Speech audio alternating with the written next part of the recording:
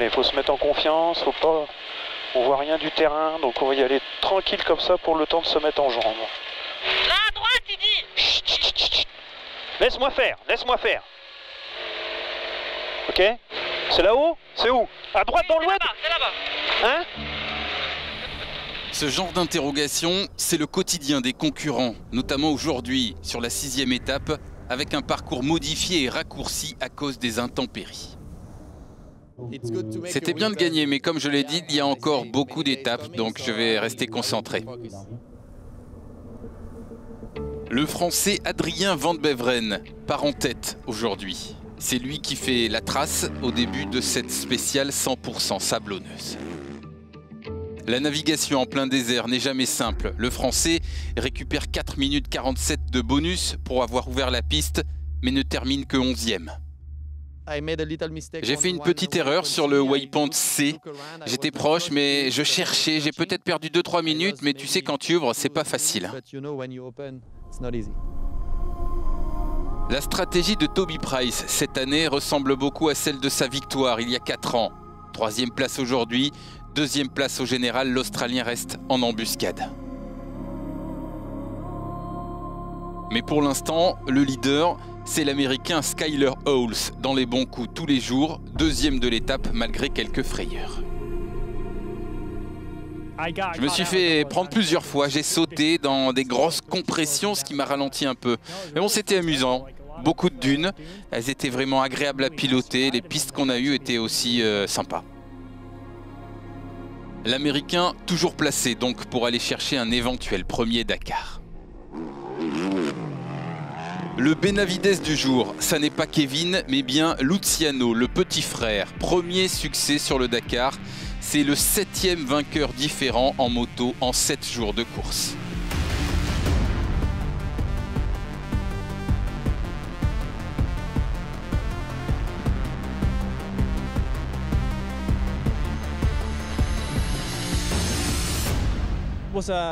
C'était une belle étape avec beaucoup de dunes. Je suis parti 12e, donc j'avais des traces devant.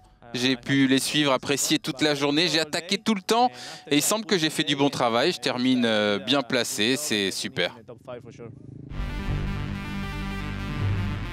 Classement général, Skyler Howles a maintenant 3 minutes 31 d'avance sur Price. Ils sont 8 en moins de 20 minutes.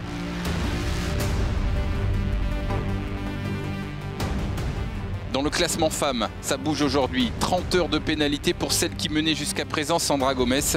C'est Myriam Paul qui prend la tête. En quad, le duel Giroud-Andourar pour le classement général. L'écart est encore trop important, mais pour les victoires d'étape, la bataille continue. C'est Andourar qui gagne aujourd'hui, mais le Français a de la marge. 42 minutes d'avance sur Moreno Flores. Pablo Copetti est à 1h23.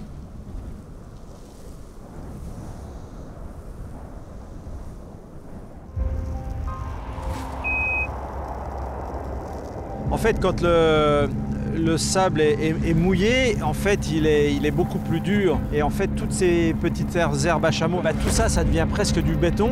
On est vraiment à la limite de ce que peut encaisser la voiture. Et maintenant, ce qui nous limite, en fait, c'est le fusible, entre guillemets, c'est le corps, c'est l'humain. À la vitesse où on est arrivé, on a décollé, on a atterri en bas d'une dune qui fait, à mon avis, 10-15 mètres.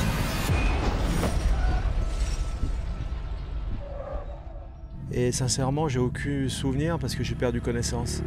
Apparemment, Edouard m'a dit que c'est lui qui avait coupé la voiture.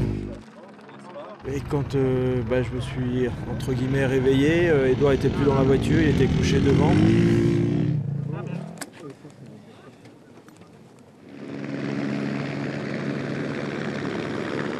On voulait essayer de gagner un peu de temps sur Nasser, mais bon, trop vite. Stéphane nous a rattrapés avant le contrôle de passage. J'étais juste derrière lui, je le suivais. Et la chose que j'ai vue, c'est sa voiture qui volait. Et puis moi, j'ai volé juste après lui et j'ai atterri très durement.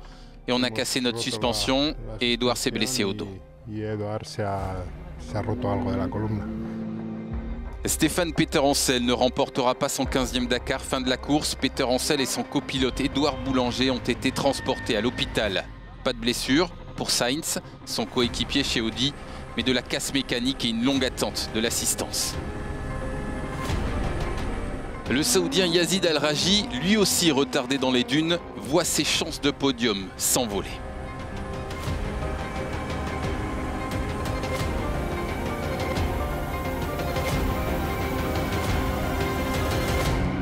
Pour la 3e place, aujourd'hui, une bagarre entre le Français Guerlain Chichery et le Sud-Africain Henk Lategan.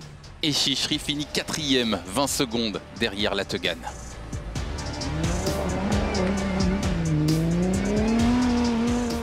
Sébastien Loeb à l'attaque aujourd'hui, histoire de rattraper les déboires de cette semaine. Une 2e place à l'arrivée et l'impression qu'enfin les choses vont dans le bon sens.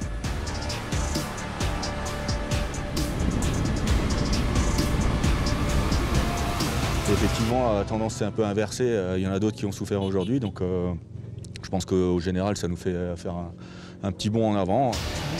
Mais tout ça, bien sûr, bien loin de Nasser Al-Attiyah, tout sourit au Qatari, qui s'offre sa 47e victoire sur une spéciale du Dakar aujourd'hui. Un succès avec 3 minutes 29 d'avance sur Sébastien Loeb.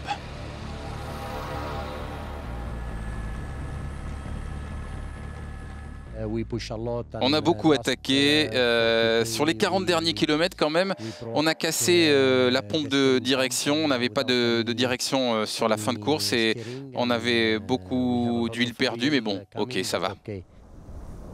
Au classement, les écarts sont importants et Toyota, le sourire à Al-Attiyah avec plus d'1 heure d'avance sur son coéquipier Lategan.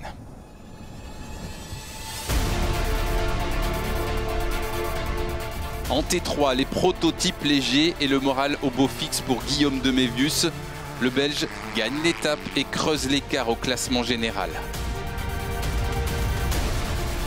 On se prépare à un duel de Mévius-John pour le titre 2023.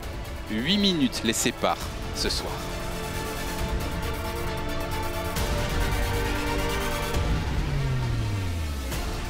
En T4, dans la famille Göksal, ce sera le père aujourd'hui. Victoire de Marek Göksal devant Michal, le tonton.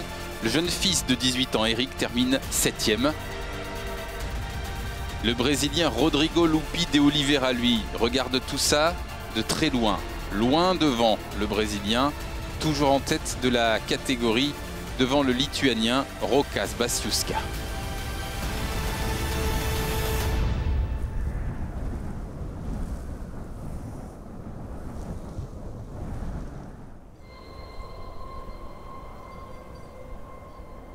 Depuis hier, les dunes font des dégâts sur la course. Des voitures ensablées et des concurrents en galère.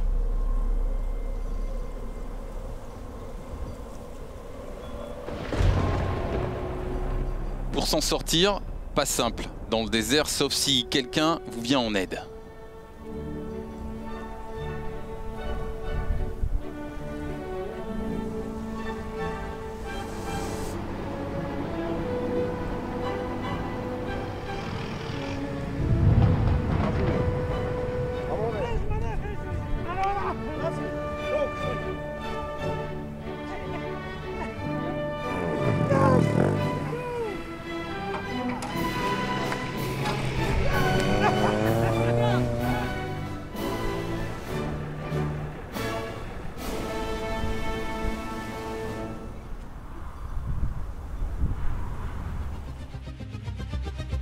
Le spectacle, aujourd'hui du côté des camions, les monstres mécaniques à l'attaque.